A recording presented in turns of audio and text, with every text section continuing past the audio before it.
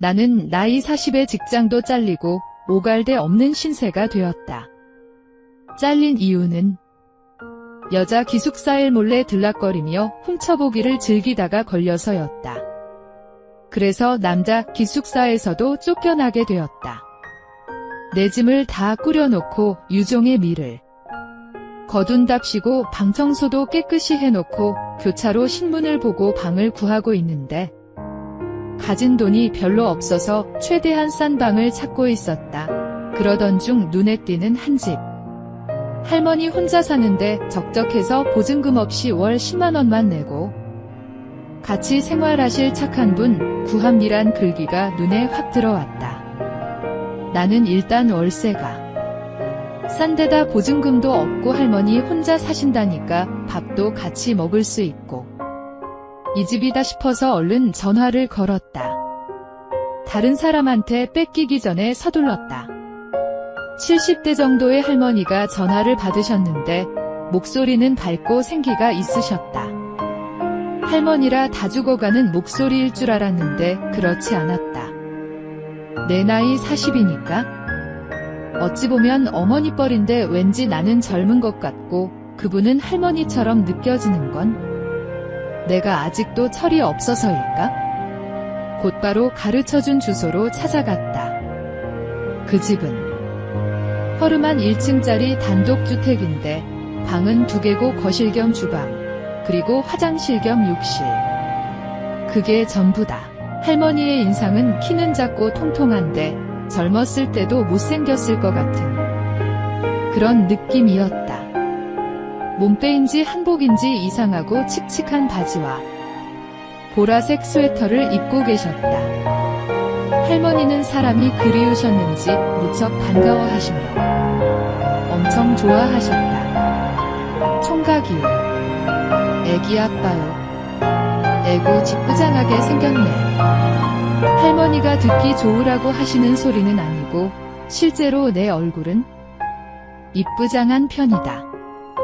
집도 대충 둘러보고 내가 잘 방도 확인하고 나서 바로 10만 원을 드렸다. 다른 사람이 들어오기 전에 계약을 해놓으려고 했다. 그런데 할머니는 돈을 안 받으신다. 돈 때문에 사람 구한 거 아니라면서 돈은 살면서 천천히 주란다. 뭐지? 암튼 기분은 좋았다. 잘해드려야지 하는 마음도 생기고 앞으로 살 곳도 생기고 회사에서 잘린 아픈 기억 따윈 이제 없어졌다. 할머니는 그냥 보내기 아쉬우신지 밥을 먹고 가란다. 밥보다는 빨리 가서 짐 챙겨가지고 나올 생각에 마음이 바빴다. 할머니가 마음이 변하셔서 다른 놈한테 덥석 방을 내주실까봐 내심 불안해하면서 기숙사로 향했다. 짐이랄 것도 별로 없고 쓸데없는 건 다 버리고 쓸만한 거만 대충 똥차에 실어서 다시 할머니 댁으로 왔다. 그 사이 할머니는 방 청소를 싹 해놓으셨고 짐을 나르는 중에 할머니도 몇 개 거들어 주시고 대강 잘 수 있게 짐을 다 들여놓았다. 그때가 저녁 7시쯤 긴장이 풀리고 안심이 되니까 배가 슬슬 고파왔다. 할머니, 전 나가서 저녁 좀 먹고 올게요. 에그 뭐 하러 나가서 먹어? 돈 아깝게 여기 밥이 천진데 차는 없어도 나랑 같이 먹어. 할머닌 나 때문에 저녁도 안 드셨나 보다. 총각 뭐 좋아해? 달걀 후라이 해줄까? 그럼 제가 할게요 할머니. 에그 그냥 방에 가 있어. 짐 정리나 해. 다 되면 부를 테니. 네, 고맙습니다. 내가 비록 여자들 훔쳐보는 변태지만 예의와 경우는 다른 놈이다라고 자부한다. 30분 정도 지났나? 할머니가 부르신다. 밥 먹자고. 그 소리에 나도 모르게 눈물이 주르륵 흘렀다. 왜일까? 어린 시절 엄마가 밥 차려놓고 부르던 그 아련한 기억이 가슴팍 한구석에서 나를 과거로 인도하였으니 눈물을 얼른 닦고 밥상 앞으로 갔다. 밥상을 보고 나는 조금 놀람과 실망을 했지만 내색은 하지 않았다. 진짜로 밥만 잔뜩이더라. 김장김치인지 배추김치와 동치미 그리고 계란 후라이 그게 전부다. 하긴 공짜로 얻어먹는 주제의 밥상을 보고 실망한 나를 내가 실망하면서 할머니께는 감사한 마음으로 식사를 맛있게 그것도 2그릇이나 먹었다. 많이 먹으니까 엄청 좋아하시는 모습이었다. 그렇게 첫날을 보내고 할머니와 난 말똥무겸 친구로 하루하루 재미있게 보냈다. 내가 일자리 알아보느라 낮에 돌아다니다 저녁때가 되어 들어오면 할머니는 내 친할머니이냥 내 어머니이냥 밥을 차려놓고 상보를 덮어놓고 가스렌지에 국을 데필 준비를 해놓으시고 기다리신다. 중학 때부터 고아처럼 자란 나는 사람들과 어울려 지내는 걸 좋아했는데 이처럼 가족 같은 분위기로 살아보는 건 처음이다.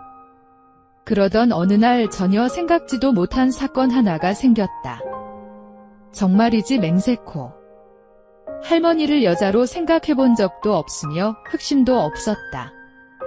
저녁을 먹고 상을 치우고 내가 설거지를 도와드리고 그리고 내 방에 와서 TV를 보고 있는데 1시간쯤 지났을까? 할머니가 밖에서 부르는 소리가 난다. 안방으로 달려가 보니 할머니가 안 계셨다. 어디서 부르신 거지?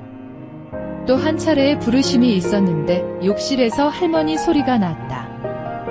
나는 아무 생각 없이 욕실로 가서 문을 열어보았다. 근데 할머니가 계신 거다. 목욕탕 의자에 앉은 채로 고개를 숙인 채 고개를 내 쪽으로 돌려서 하시는 말씀이 좀 있다가 등 좀 밀어달라신다. 난 순간 당황스러웠지만 최대한 자연스럽게 추운데 머리를 감고 그러세요? 감기 걸리시려고 난 애써 태어난 척 하려고 뭔 말을 짓거렸는지도 모른다. 아마도 그동안 나와 많이 친해지고 아들 같아서 편하게 생각하시는 것 같다. 아무리 그래도 다 큰아들이 엄마 등 밀어드리나? 확신컨대 할머니는 이성적인 감정도 아니요 어떤 이상한 생각을 하신 건 아니라고 본다. 다만 혼자 사시다 보니 등을 닦아줄 사람이 없다가 내가 편해지니까 그 정도는 아무 일도 아닌 거라 생각하시는 듯하다. 하지만 난 아니다. 솔직히 기분이 이상했다. 암튼 추우실까봐 문을 도로 닫으면서 그럼 좀 이따 부르세요. 나는 가슴이 진정이 안 되고 있었다. 그동안 같이 TV도 보고 밥도 같이 먹고 가끔 어깨도 주물러드리고 TV 보다가 그 방에서 잠든 적도 있었는데 전혀 그런 생각을 안 했었는데 조금 전 할머니를 보고 나니 늙고 쭈글쭈글했지만 난 폭발 직전에 화산처럼 되고 있었다. 할머니는 모르시겠지? 다시 호출. 긴장되고 떨리는 마음 진정시키려 대답은 일단 해놓고 냉장고에 가서 보리차를 한 컵 들이켰다. 문을 열기 직전 왜 그리 떨리던지 심호흡을 하고 첫날 신부의 맘이 이럴까? 할머니가 뭐 하자고 한 것도 아닌데 나는 최대한 자연스러운 목소리로 최대한 안 떨리게 타올 어딨어요? 할머니는 손에 쥐고 있던 타올을 내게 주시며 등이 가려워서 참을 수가 있시야지. 힘들면 안 해도 돼. 쉬는 사람 내가 괜히 부른 거 아니여? 아니에요. 테레비 볼 게 없어서 여기저기 채널만 돌리고 있었어요. 거짓말을 했다. 그려? 그럼 잘 됐네. 어여야. 네, 아휴 고우시네요. 진짜로 생각했던 것보다 고왔다. 나는 연세도 있으시고 손등도 엄청 찌글찌글해서 다른 곳도 그럴 줄 알았다. 근데 의외로 보기 좋았다. 여자로 느껴질 만큼 물론 쭈글쭈글하긴 한데 그때 당신은 왜 그리 고와 보이던지 그런 중에 할머니가 위에서 나를 쳐다보며 하시는 말 뭐야? 난 순간 쪽팔리기도 하고 깜짝 놀라서는 할머니, 너무 예뻐서요. 등 밀어 달라실 때만 해도 이런 것은 상상도 못하셨을 텐데. 역시 할머니도 여자는 여자였다.